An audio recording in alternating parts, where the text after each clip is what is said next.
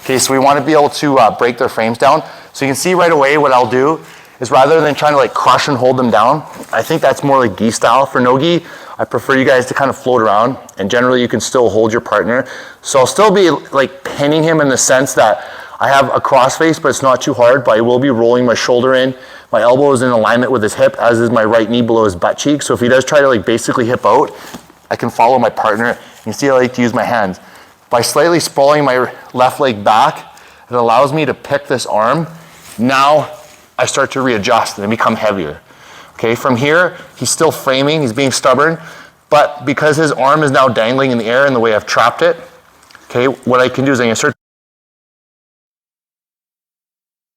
hand out, okay, and I actually cup his shoulder with my left hand. So if I lift my ass in there, you guys can see I'm holding his shoulder, okay? So with that arm trapped and me reaching through, I start to sprawl my weight back and I put my head here. My whole focus now is to take my right hand, okay, and as I move back, I shove it through the pocket, completely stuffing his arm across his throat, and my chest and my shoulder are trapping his arm. My thumb is facing the ceiling, and I start to walk back here. Okay, so personally, when I apply my Darce Choke, I try to get his arm to rest between my pec and my shoulder, and I like to be at this angle rather than going towards his legs where he may pull a half guard and re-guard. From here, all I need to do is I put my hand into my bicep, okay, and I just squeeze and sit back. He's already tapping. Okay, so again, so traditional frames, you guys are here, you have a problem with this frame, so you need to kill this arm.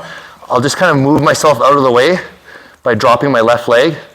Allows me to collect his tricep and elbow, and then I go back to more of a squared up style where his arm gets trapped on the pocket of my hip. From here, I'll reach between this space. Okay, not too like hard or aggressive, and I'm just reaching my palm up and I'm grabbing his shoulder, but ensuring that my left leg is still there. Now, my right hand blocks his hip and allows me to move backwards. Now, as I'm dropping back here, look, I'm keeping constant tension. At this point, where we're north-south, my right hand will feed his elbow into my pec, into my shoulder, and I start to drop my weight back in this direction. So now I'm slightly off angle versus north-south. From here, my left hand is facing the ceiling, so the blade of my wrist is digging into his neck. I make a knife hand, I collect my bicep, okay, and I start to grab his lat, and I just go for the tap. Okay guys, last time. Okay, so your partner's doing a really good job framing, maybe you're not getting anywhere with this, so I kind of just move out of the way, clear that arm, I'll reach through, cupping his shoulder with my left hand. I put my hand on his hip, allows me to sprawl back, and I put my head down here so his arm's trapped. I'm still mobile, so I'm actively engaged. I'm not just trying to crush my partner. I'll shove that arm across. It's getting trapped between my pec and my armpit. I'll move back slightly, a little bit off center line.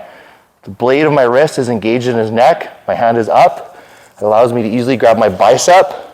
Okay, so I'll wrap my fingers around, lift my hand up, and I squeeze, just like this to get the top. Okay guys, 1, 2. Thank you.